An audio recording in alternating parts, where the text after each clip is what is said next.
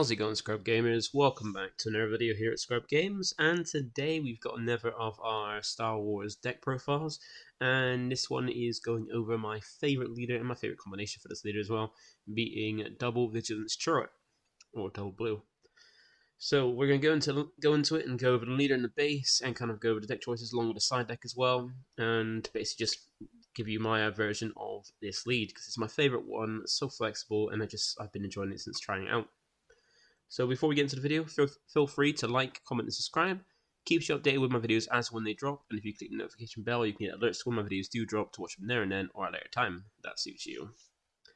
So with that out of the way, let's get in and check it out. So we are covering it on DBS deck, well, on Deck Planet, their Star Wars deck builder. Deck Planet being a great deck building website. They have deck builders for different games like Dragon Ball and One Piece, and also for Star Wars now.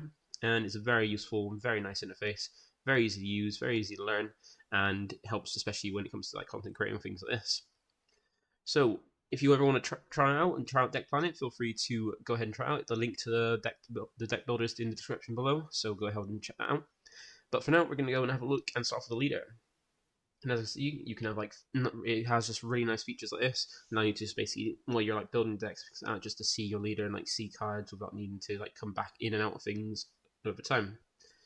So this is Chirrut, and nice thing as well, it has some rules clarifications regarding the cards as well, which is quite nice. It's like not something you get with most deck builders, where you don't have like rules clarifications over like explaining like how a card works and stuff. Because some cards you might think, how does this work? How is this situation? And these ones allow you to like help you out with it. So Chirrut's a leader that doesn't have the best stats, but is a very sticky leader, because I think they had a conversation when one of the live chats with FFG, where they explained that they basically created the deployed leader side first, and then they just did this leader side second. So when he's in the leader area, he gives you access to Vigilance, so blue, and Heroism white. And he has the nice traits of Force and Rebel, so he gets a good benefit from like a fair few different Force cards, and also he gets a benefit from the heroic side of having the Rebel trait. So really good traits on the leader. And he deploys early enough, 5 resources, well, quite early, one of the earliest ones, not the earliest, but one of the earliest. And he gives you access to, be able to heal, like increase the health on cards as well, because his action in his effect while in the leader area is to tap himself and give a unit +0, +2 for the phase, so extra 2 health for the phase to help it like survive and stick around a bit more. So when you do deploy him, he comes down and he's a 3/5, so not the best damage at 3, but still not too bad, and 5 health being not the best, but he does have a very nice effect which keeps him around, being that during the action phase, so the main phase where you can like play cards, basically do things like attack, play cards and stuff like that. He isn't defeated by having no remaining HP, meaning that during the action phase, when you're like playing a card, attacking, stuff like that, using events and things like that nature, you can he won't die. So if you do enough damage to take him out, he won't die. The damage will stack up on him, and it won't be until the resupply phase when you go to draw, charge, and untap that he will then be defeated if he's got enough damage. Meaning that during the action phase, if he takes enough damage to take him out, you can always heal it off, so that way he survives when it comes to the end of it. And he's a very hard leader to take down, especially if you put a load of like upgrades on him, just like beef him up with like experience and stuff like that. He becomes even bigger and even harder to take off the board, because he'd be doing a lot of damage and he'd be very difficult to take out. So yeah, there's got some rules clarifications as well, where he can be assigned more damage than his remaining HP. So Overwhelm doesn't really, I don't think Overwhelm really works, because the damage just stays on him. It doesn't go over to him, so basically it's not defeated. It just goes onto him like over and over again. And he's basically defeated passively as soon as the reroute phase starts. If he has any damage on him, that is equal or greater to his remaining HP. And yeah, then like it says there as well, Chirrut is attacked by a unit with Overwhelm. There's no excess damage if he's not defeated, because he doesn't get defeated in an attack. The Overwhelm won't pass any excess damage over to the base, which is a huge buff. So that is the leader, and we play it because of its like when you can deploy him, which is already his turn 4. When you've hit 5 resources, you can deploy him out, and he's very sticky, hard to get rid of, and it makes use for the fair few Force cards you can have access to, and also some good Rebel support. So The base we've gone for the rare base for blue, because we're going for double blue to get access to those double blue cards, well, mainly of Vigilance and also some other ones as well.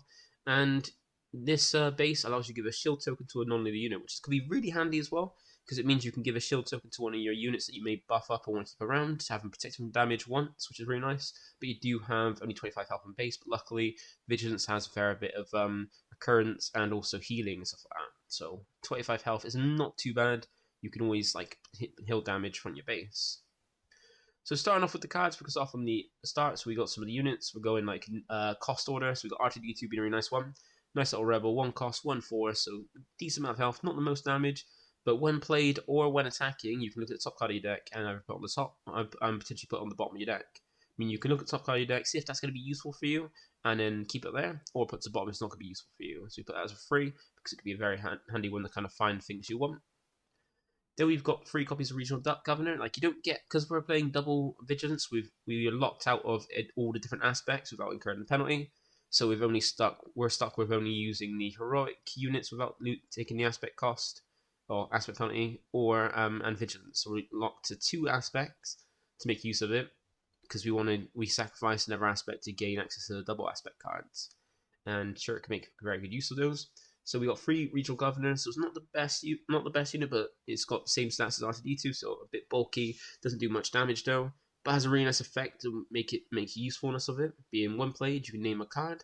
While this unit is in play, your opponent can't play the named card. Now this is really handy for your opponent's playing like an aggro deck, and you want to kind of like hold them off with the space race. You can play it down and call, and like if you got the initiative, play it down and call like Green Squadron A-Wing. Then they can't play that. If they had that in their hand to play, they cannot play that until Regional Governor's gone. And you can just use this to lock out people playing cards. Like you can put it down to say like Vader, so Vader can be deployed and stuff like that. And you can kind of keep this around as well to make sure those cards don't ever come into play by giving like shields or even buffing it as well with upgrades. So play 3 copies of it, 'cause it's a very good card. You can play turn 1, so you can basically just stop certain plays and things are coming in. Remember, you cannot call leaders with this leader characters because they are always in play already, so do remember that. Then we've got 3 copies of Guardian of the Will, so this is one of the 4 units we've got, and a very good one to play turn 1, and makes use of the fact that we're going for like a upgrade route, because we want to like boost up Chirrut, because he's very hard to get rid of, because he doesn't get defeated as soon as he takes enough damage, so we will put upgrades and stuff. And Guardian of Walls goes very good with that, because it's a turn 1 card you can play, and also then you can play upgrades cheaper, because she has an effect where the first upgrade you play on her is reduced by 1. So the first upgrade you play costs 1 less, which means you can play some like basic things a little bit cheaper, a little bit quicker on her. And she only is 2/2, so not the best stats, but then since you're going to be putting upgrades on her, you're going to be boosting her up, so she is a lot stronger. So you've got 3 copies of that, because it goes very well with the upgrades. Then next we go a bit cheaper, like a more expensive units. We got Yoda, and once again another force unit, so gives you access to some of those cards that require a force unit in play. Like pretty decent stats, 3 cost, but give you 2 damage, which isn't too bad, and 4 health, so quite a bit bulky. Has restore 2 as well, meaning that whenever he attacks, you heal 2 from your base, so a good bit of healing to make it so you don't get killed by aggro very good. Like this deck handles aggro quite well, given like the amount of like heal we've got as well, as long as you can control the board a bit better. And he also has a nice little when defeated, where you choose any number of players, means you choose yourself because you are a player, and then they each draw a card. So when he's defeated, you can choose yourself and draw a card essentially. It's a really nice one, just basically on death draws a card. So we got 3 copies of Yoda there. And then we got 2 copies of Fleet Lieutenant, because we've got a fair few rebels. Like we've got R2D2, we've always got Chirrut as well. It's a nice little unit you can play down for free to give you free stats of like a ground unit, which is pretty decent, and it allows you to one play. You can attack straight with the unit, and if it is a rebel unit, you can give it an extra +2 to its attack. So be a bit aggressive, or even just attack with something already. Like if you want to play out something but also attack with Yoda, you can sort of attack with Yoda. You just want to get the +2, or you can go on a force unit to give it, rebel unit to allow it to get an extra 2 power to kind of like allow R2D2 to take something out the turn after it's played, because it'd be an extra 2 to its attack, which is quite nice. So you can play 2 because it's there's not too many rebels in here, but it's a nice one. We get some rebels out, or even your leader out, you can start swinging while also having that boost as well. Then next we've got 3 copies of Kanan Jarrus, so another bit of heal, and one that gives you a fair few different ones as well. So it gives you the Force for Force access and stuff. It gives you Jedi for any Jedi like benefits, which currently is not many of in the first set. And you get Rebel as well, so once again, it's got another Force Rebel. Oh, sorry, yeah, Force Rebel. And it's all got Spectre, which doesn't make much difference because you're not playing Ghost alongside it. But Kanan's quite a nice one where it's a 4 cost, so a bit more expensive there, but it's got some good stats at 4/5. And it's got on attack where you can discard one card from the defending opponent's deck for each friendly Spectre. So currently only one, being like just itself. But then you heal 1 damage for each for your base for each different aspect of Monarch. So if you the one card you mill is a double aspect card, like a villainy and another aspect, or like 2 aspects on, you can heal 2 from your base. But most of the time you're going to be healing 1, plus trying to like control the board as well. And he's never a good unit, just like Yoda, Guardian, and your lead to have like things like Jedi lightsaber stuff on them. So very 3 copies of it because remember we were very limited on our pool because we're playing just Vigilance and Heroism. Next, we've got 2 copies of Rugged Survivors. This one could be quite nice because Chirrut deploys at 5, which is amount of resources you can play Rugged Survivors for. And given that Chirrut can stick around for the long run and be very hard to kind of remove from the board, Rugged Survivors can get his on attack basically more consistently than most leaders can. So it only comes in the same stats as Chirrut, so it comes in at 3/5. Does have grit though, which is nice. So the more damage it takes, the stronger it gets. So for every damage, you add that amount of you add the amount of however much damage you have taken on this card. You add it to your power as well. So if you're taking 2 damage, you add it to your power, give an extra 2 strength. And it's got an attack where if you control a leader unit, you may draw a card. So if you can get this down and keep Chirrut around, which should be quite easy to do, you can start swinging with this and then draw a card and give you more options in your hand. Because hand size is very limited when it comes to Star Wars, but you can always get a decent, like basically as long as your machine is trying to charge properly or know when to stop charging, you can make use of like having a good amount of options. Next, we've got 3 copies of Obi-Wan Kenobi. This is a very nice card, especially with Chirrut, especially the turn after you deploy Chirrut. You can drop this to kind of like protect him as well, so you have a bit more protection to Chirrut, while also having a good benefit when he's defeated as well. Because these are 6 costs, so quite expensive, so this is something you probably don't want to play against Cunning or Yellow decks, because they can always easily waylay it, bounce out that board, so you've paid 6 for it, you've paid 3 to kind of get off your board and not really get any use out of it.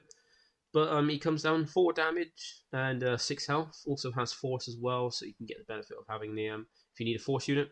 Got Sentinel as well, meaning that if he wants to go through any of your ever cards in the ground arena or your base, they have to get through Obi-Wan first. And he's got a nice 1 defeated effect, which allows you to give 2 experience tokens to another friendly unit. And if that unit is a Force unit, you get to draw a card. So most of the time you're going to be giving those experience points to Chirrut, unless it's already buffed up, or you've got like Yoda, Guardian Wills, or Kanan Jarrus down. You can give the experience to them to get the boost, and then also more importantly get the draw as well. So for 3 copies of this, it can be very useful against any combination that's not got Cunning in. And then we got 2 copies of Luke Skywalker. I was considering putting 3, but then it comes up quite late in the game since we don't have a ramp. It's quite late in the game when he's useful. So you've opted to keep just 2 in, because when you do see him early, you can always try to keep hold of him or just charge him, then you got a 2nd copy. Or you can just just hope to draw into it. But because he's a 7 cost, meaning you'll have to wait until turn 6 really to be able to play the card. And he does have 3 good stats at 6/7. And he also has Restore 3, meaning when he attacks, he heals 3 off your base, so always also more heal. And he's got a very nice when played effect, but you can't kind of time it if you want to get depending on how much use you want to get out of it. Because when he's played, you can give an enemy unit -3/3 for the phase, meaning they lose 3 to their health and 3 to their strength. Which, if it puts their health down below 0 for what their now stat is, it gets rid of them. But then, if a friendly unit was defeated this phase, you can give that unit an extra -6/6 instead for the phase instead. So, if you just want to do it straight away, you can give something -3/3. But if something on your board dies or is defeated that turn, then you can give it an extra -6/6 instead, which could be really handy. And it just makes for a very useful unit. Just take things out, minus something down to basically 0 or enough to where the damage takes over, and then just take it out. So Luke's a very costly unit, but a very good one for the later game as well. And once again, another Force unit to kind of help make use of your energy, get some bigger things down. Then we go on to some of the space units. We got 3 copies of Restored Arc. So this is a nice space unit at 2 cost, 2 free, so that's not too bad, and it gives you Restore 1, meaning you can heal 1 damage from your base every time it swings.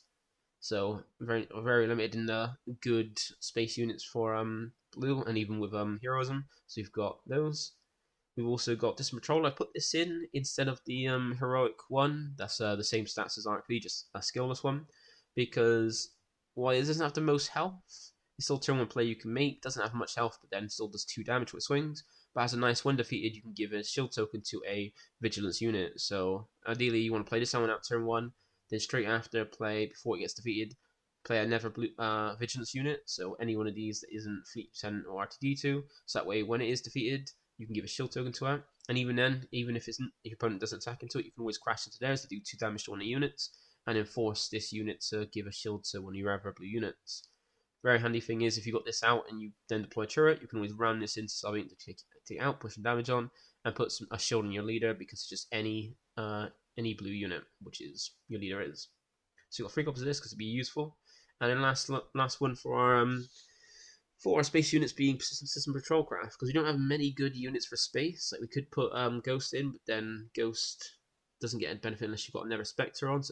So unless we got Kanan out, doesn't really get much benefit from its space stuff out. But then he has good stats, but it's quite high costing. So we've gone for system patrol craft, because it's a nice one that gives you Sentinel in the space arena, meaning they can't get to your base from that way unless they go for a system patrol craft. And having 3 damage, but you can defeat a fair few of the smaller, cheaper units. And 4 health means it can survive quite well. And you can always give it a shield with your lead as well to kind of, your base, to kind of keep protecting, keep it around. So that's our space units. Then we go on to some of our events and some upgrades. So we've got 3 copies of It Binds All Things. These are one of the fair few cards that require Force Unit, because you have an effect that you can just use, and then a benefit where if you control a Force Unit. So for this one, it's heal up to 3 damage for units, so a bit of heal on your units. And then if you control a Force unit, you can do that much damage to another unit. You can put that damage on one of your opponent's cards, or one of your other cards. Normally you put on your opponent's other cards. So heal 3 damage off Chirrut, and then put that 3 damage on their units, on one of their units instead. So very handy card. Play 3 copies of it because it's a very good one to keep Chirrut around and keep a bit of healing, and just to help take things out or chip away at things too. Then we got 3 copies of Vigilance. Now this is one of the double aspect cards that we've gone for double aspect for, because it's a 4 cost event, so you can play it as early as turn 3, and gives you any 2 of 4 good options. Well, I say 4 good options, obviously good options, because you've got the first one being discard 6 cards from the top of your opponent's deck, which isn't great, because milling in this game isn't an alternate win condition like it is in other games, where as soon as your opponent basically loses all the cards in the deck, they don't instantly lose. In this game, once you've milled out and can't draw any more cards, you then start taking damage to your base for every card you would have drawn. So I think it's 3 damage for every card you would have drawn. So if you can't draw 1 card for your draw, during your resupplies phase, you take 3 damage, and if you can't draw 2 cards, you take 6 damage then. So not the best way to not the best alternative wing and mill for this game, but it's an option. But then there's not many mill cards. There's not a great deck that can really use them all together, but then it's an option if you want to go. If it goes on long enough, you've got that option. So that's the first option. Then you got the second one being heal 5 damage from your base, which is very good. That's like a 150 your health on your base healed up. The other one is you can defeat a unit with 3 or less remaining HP, so kill off something cheap or something that's on the verge of death. And the last one is give a shield token to a unit. So most of the time you're going to be using the heal 5 damage from your base most of the time. And it depends on what it all depends on actually what you want. So if you've got a fair enough damage on your base, like you got at least 5 or more on your base, you can just heal that off. Most of the time you're going to take that if you have got 5 or more damage on your base. And then the other ones come down to depending on what's useful. Like you either give a shield token to something if you've got something in play to kind of protect it, or if you've got opponents got something that's quite weak or quite cheap that you can take out with it, you can normally take out by using the third option. But you can choose any 2 of those in any order, which is quite nice. So you can get a heal, give a shield and stuff like that. But it gives you some good choices. We play 3 copies of that because they're very useful to kind of keep you healing in the game, and also keep your unit protected or removal as well. Then we got the last event. So we've only got 3 events in this deck, and we've got the Forces with me.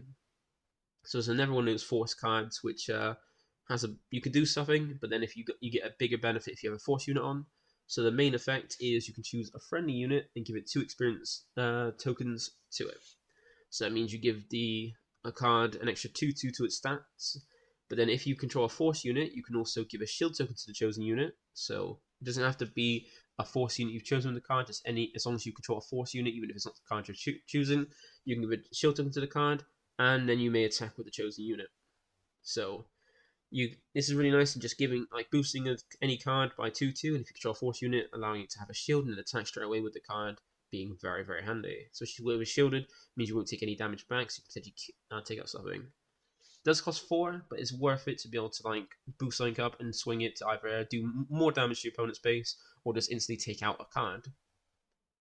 So once again, as I said, that's all the events. We've got 9 events, but then we have some upgrades as well to kind of, like, because we got Chirrut, who can, like, never really die. So we've got some upgrades for him and some of the other cards as well. So one of the other cards we've got in this deck that's really handy is our Double Vigilance upgrade card, which is Protector. So this is a 1 cost, gives a plus of 1/1 to the stat, so an extra 1 power and 1 damage, 1 health. And also the benefit of this, which is what we mainly got in the deck for, and one of the other like benefits of running Double Vigilance for Chirrut is being able to give it a Sentinel.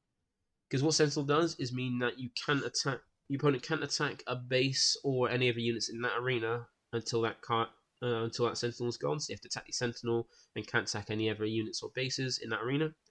And be able to give this on things like Chirrut, which can't die until the resupply phase if it takes enough damage, means they have to swing into that. And if you boost up Chirrut over, like, with loads of like upgrades or like experience and stuff like that, it becomes huge. It, like, instantly takes out anything that attacks it and have to attack into it, which is quite cool.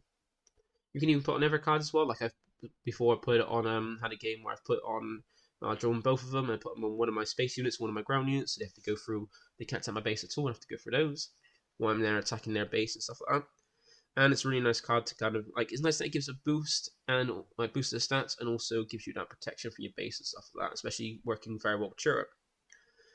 Then next we got some more upgrades. So first one we got is, second one we got is Electro Staff. So this is a more expensive unit in a 2 cost, but then it gives an extra 2/2 to a stat. So each upgrade so far give an extra boost to the stats by the cost. So let's just go 2/2. But Electro Staff can be equipped, unlike Protector, which can be equipped to any of your units. This one can't be attached to a non-vehicle because it's like an equip item. It's like a staff you actually have to hold on to, which vehicles can. And while it's attached to a unit, while the attached unit is defending, so while the unit is attached to is defending, the attacker gets -1 to its power. So it means the card it's attached to takes 1 less damage from things that attack into it. So you give it a boost to the stats, but then the unit takes 1 less damage when it's attacked, which once again is a nice one that pairs very well with Protector.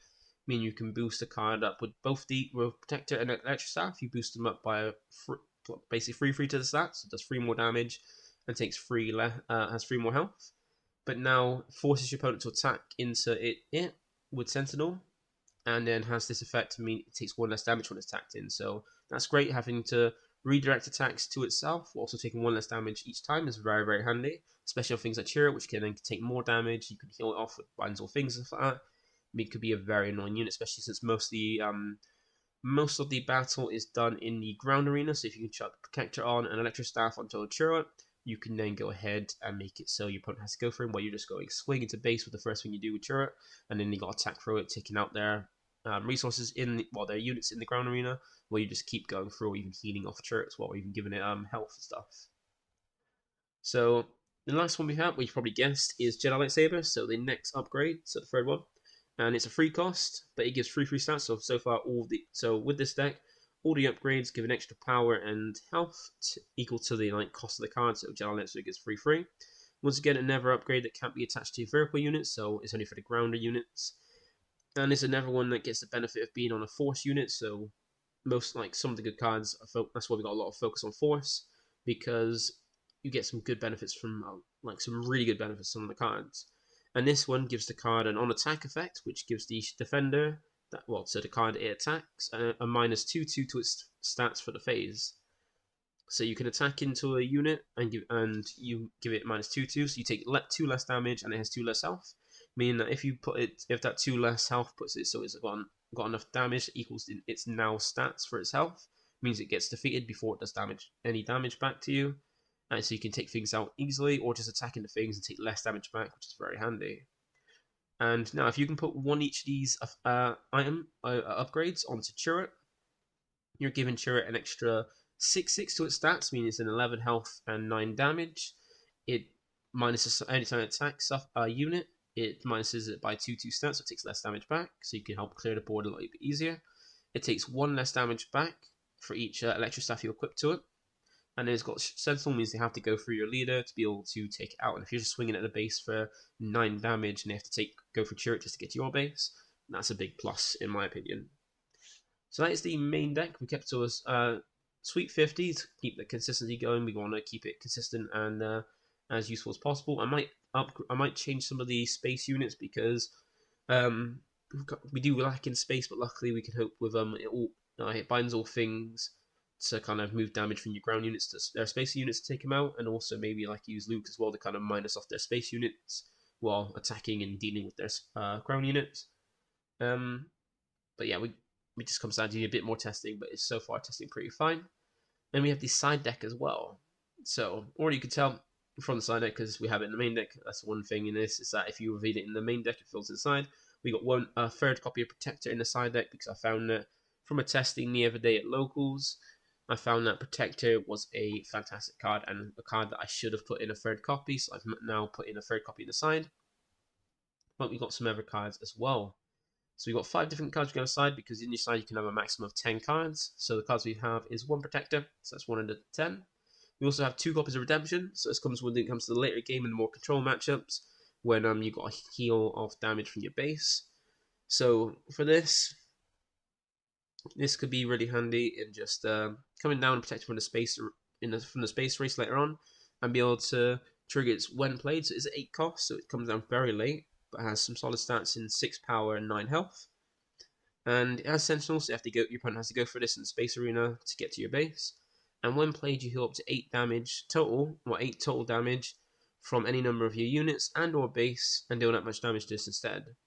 So this is really handy, where if you're like Chirrut's like getting very close to dying and not going to be able to survive at the end of it, you can always play this out, heal as much damage off of Chirrut as possible, and put onto Redemption, even heal off your base as well to protect it. So we've got 2 copies of this, because you can always take out, if you find like loot's not going to be useful, some other cards are not going to be useful, you can take out 2 copies to have Redemption in. You do a bit of testing, so I didn't have any in this before, I put them in recently after doing a bit of testing to help you survive in some matchups.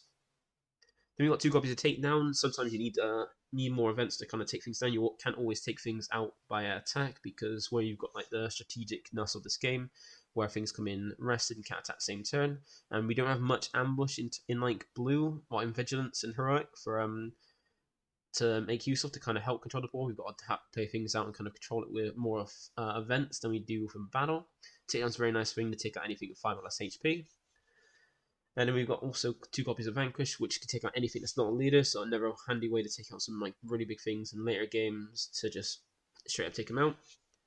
And then we've got 3 copies of Entrench. So if you ever find that the Electro Staff is not as useful, or you can't really get a force unit down for Jedi Lightsaber, you can always switch them out for Entrenched, so that way you give a bit more of a boost. You can attack bases, but it allows you to help with when it comes down to board control, like controlling the arenas, taking out units that are like a problem, and just giving a big boost to your like smaller units, like making R2D2 a 4/7, or even Regional Gunner 4/7 as well, so it can then start clearing out units in the arena while staying on the board and making use of their effects as well.